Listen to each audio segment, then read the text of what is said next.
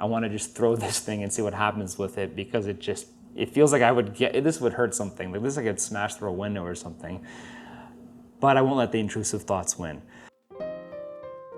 Hey, this is Andrew Bristansky, and today we're going to talk about the 50mm f1.2 Ultralab Nocturne M for the Leica M mount.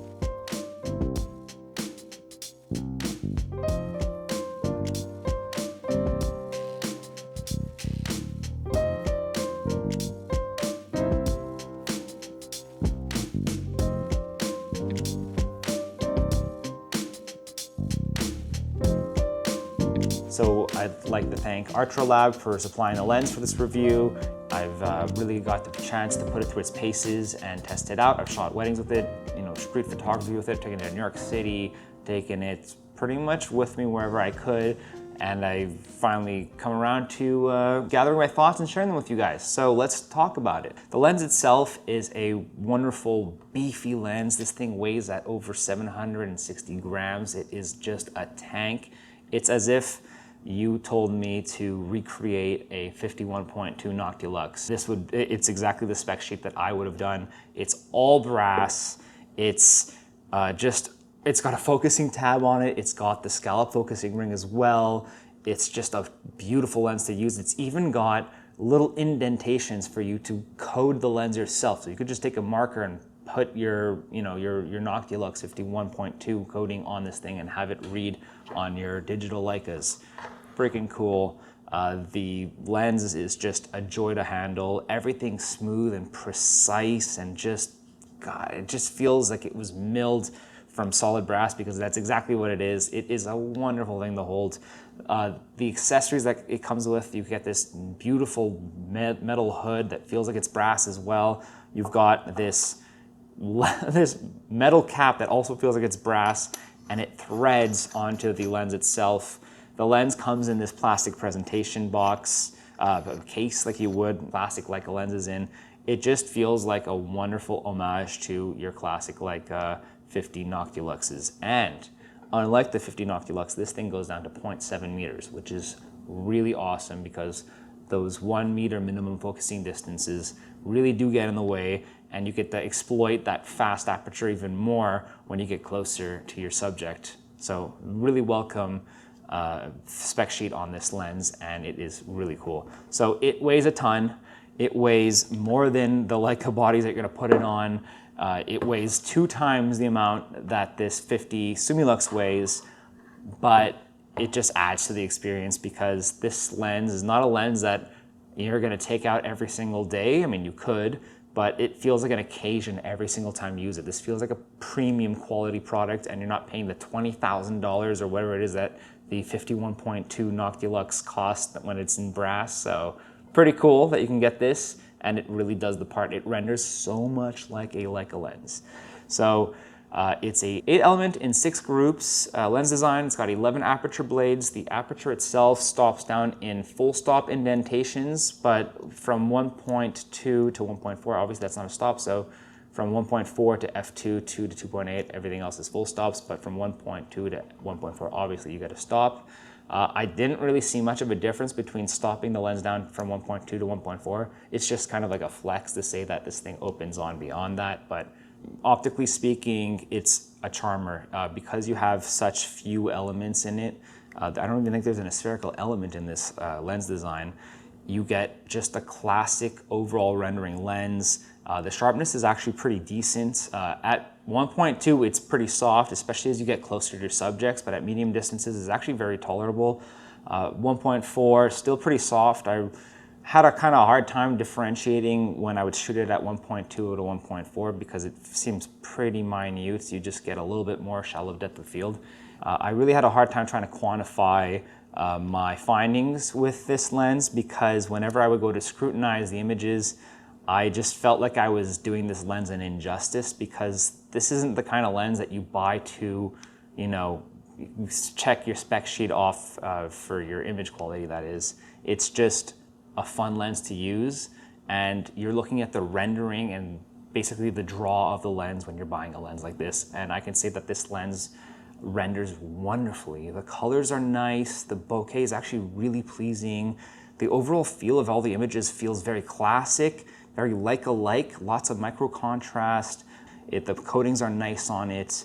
I've heard some rumors that this might be actually just a rebodied Mr. Ding 51.1, and that could be very well be the case. I haven't had the opportunity to try that lens, but I hear good things about that lens as well. And I've got pretty much nothing but good things to say about this lens with regards to how I find the images.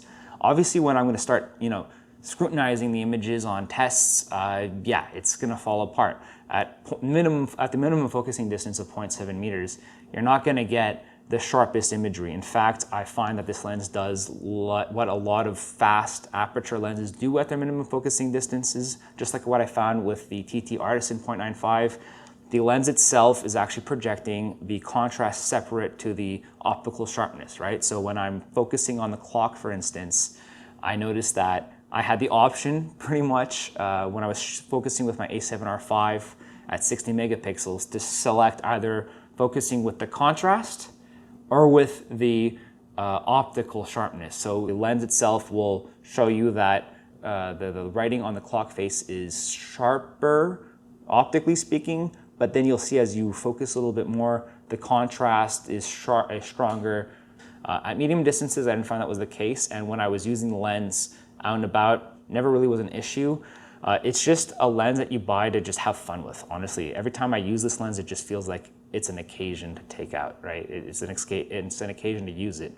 And the photos are just fun to look at. The bokeh, you could just place anything in there and then you've got this instant subject separation. You could take a picture of a car and it just looks like you shot it with an 85mm 1.4. This lens, it would be a lot of fun to use filters with. And I actually did use a star filter with this. I shot a wedding with it, with the star filter on it. It's a fun lens to experiment with.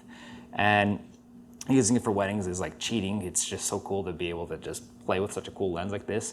And I love that you have a focus tab at the bottom of the lens, as well as this knurled focus ring. So your options to nail your focus are pretty good. There's a lot of help at your disposal. And it really reminds me of, at face value at least, the 50 Summilux spherical, which is awesome because this is a lens that I hold dear. It's one of my favorite lenses ever made, and I'm pleased to say that this 51.2 from Ultralab does render similarly to it. Especially when I'm looking at them side by side, sometimes without magnifying into the images, I have a very hard time differentiating the two, which is really pleasing. So the bokeh is actually very nice and controlled. I found that the outlining is actually kept to a minimum.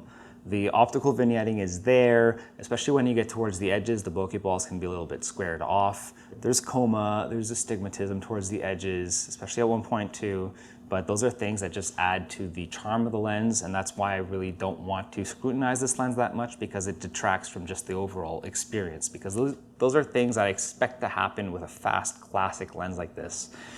Yeah, there's chromatic aberrations, and there are these little things that you have to look out for with this lens, but for the most part, when you're taking it out, especially at night, which is when you're going to want to use this thing the most, those are things that are not going to be big issues for you when you use this lens. And for that's why I think that a lens like this is not something that I would personally scrutinize for its optical capabilities. I would look at its rendering more, and I'm including a lot of sample pictures in this review because that's what I wanted to showcase the most. Is just this lens as a creative tool is a lot of fun to use.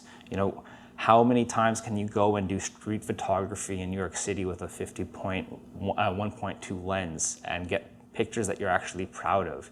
This lens has some nice veiled flaring that it produces that just make these colors come out, and the images just feel painterly and fun to look at. And that's why I like Leica lenses sometimes too. Yeah, it's nice to have these modern lenses, but I find myself gravitating towards classic lenses more and more. I just got a 35mm steel rim reissue, which is just a gooey, soft lens.